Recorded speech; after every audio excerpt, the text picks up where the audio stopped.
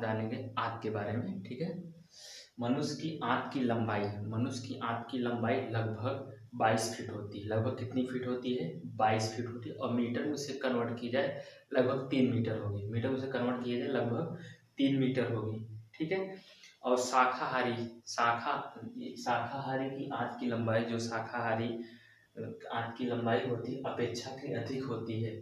जो मनुष्य की आंत की लंबाई अपेक्षाकृत वो अधिक होती है। और जिसमें भोजन को अवशोषित हेतु अतिरिक्त पृष्ठ क्षेत्र मिल सके।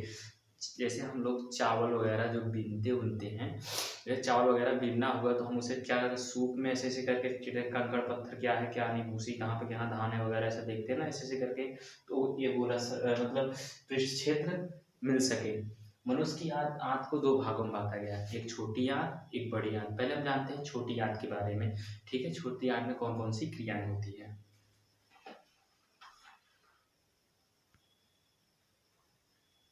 छोटी आंत को 3 भागों में बांटा गया। कितने भागों में बांटा गया? 3 भागों में।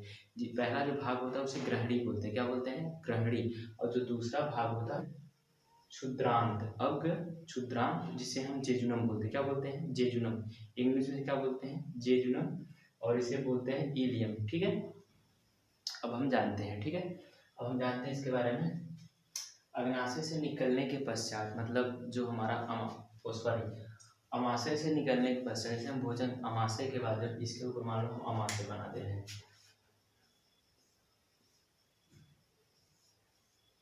जैसे हम जान लेते हैं अमाशय से निकलने के पश्चात जो भोजन होता है कायम के रूप में होता है। किसके रूप में होता है? कायम के रूप में होता है, ठीक है। जो भोजन किसके रूप में? कायम के रूप में होता है, ठीक है। यह कायम ग्रहणी में पहुंचने जहाँ सबसे पहले उसमें क्या मिलता है?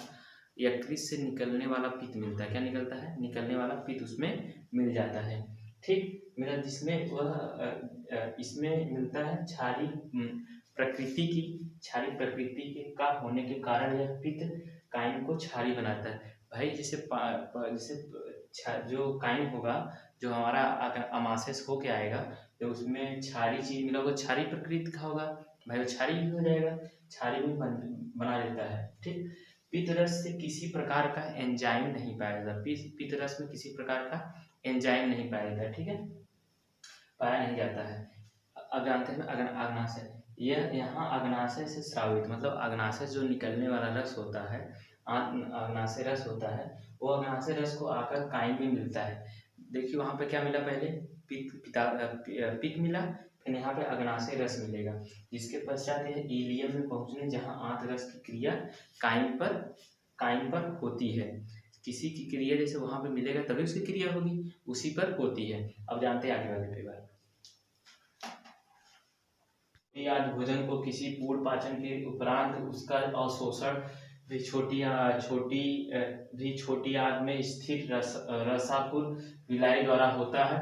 बिना पचा हुआ कायम बड़ी आंत में पहुंच गया, जहां जल का अवशोषण होता है एवं शेष कायम के मल के रूप में मलाशय में एकत्रित होकर गुदा से बाहर निकाल दिया जाता है। छोटी आंत, इसमें 3 प्रकार के पाचन रस होते हैं। पहला है पित्त रस, दूसरा अग्नाशय रस तथा आंत रस मिला दिए जाते हैं, ठीक है।